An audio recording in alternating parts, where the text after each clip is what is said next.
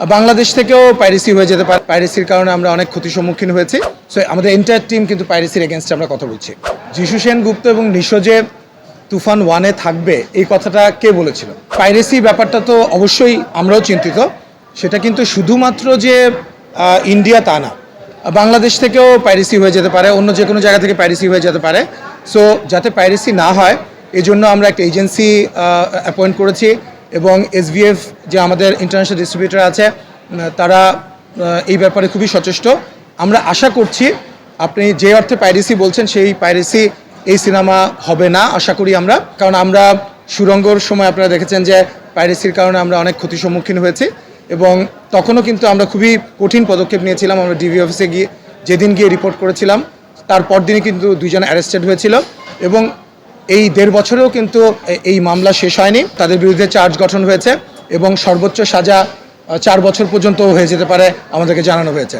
So এই জন্যই আমি বাংলাদেশের মানুষ, সারা পৃথিবীর বাংলা ভাষাভাষী যারা এই সিনেমাটা দেখছেন, আমি সবাইকে বলবো, আপনারা দেখেছেন যে আমাদের মেগাস্টার শাকিব খান তিনিও একটা বার্তা দিয়েছেন যে পাইরেসিটা রুখে দিতে হবে এবং আপনারা যারা এই সিনেমাটা দেখতে যাচ্ছেন হলে আপনার পাশে আপনি লক্ষ্য রাখুন, যদি কেউ মোবাইল দিয়ে অথবা ক্যামেরা দিয়ে সেটা ভিডিও করার চেষ্টা করে সেটা আপনারা সেটা প্রতিহত করুন। সেটা শাকিব ভাইও বলেছে, আমরা প্রডিউসিং টিম থেকেও আমরা সেটা বলতে চাই। আপনি দেখেছেন যে আমাদের সিনেমার ডিরেক্টর রায়হান রাফিও বারবার, সো আমাদের এন্টায়ার টিম কিন্তু পাইরেসির এগেনস্টে আমরা কথা বলছি। যিশু সেনগুপ্ত এবং নিশো যে তুফান 1-এ থাকবে এই কথাটা কে বলেছিল? আমার মনে হয় গণমাধ্যমে তো এটা আসার কথা না, কারণ আমরা যদি আপনার এই জন্যই আমরা বলছি সোশ্যাল মিডিয়াতে তো আসলে অনেক ধরনের খবর আসে। সো সমস্ত খবর কিন্তু আমরা আমলে নিতে পারবো না, কনসিডার করতে পারবো না।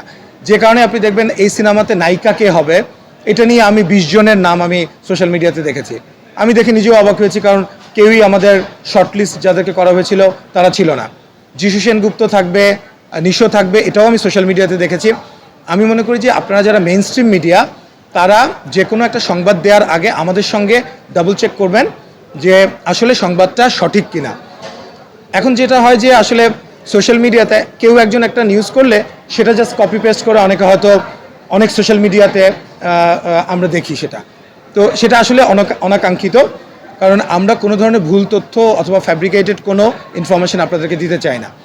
সো আর আপনি যেটা বলেন যে তুফান 2-তে আপনার যিশু সেনগুপ্ত অথবা নিশো থাকবে কিনা, এটা আসলে it's too early to make a comment, কারণ তুফান 2 তো আমরা অফিসিয়ালি ঘোষণা দিইনি। আসলে দর্শকের চাহিদা এবং আপনাদের চাহিদা, দর্শকের চাহিদা, সবাই বলছে যে তুফান 2 আসা উচিত।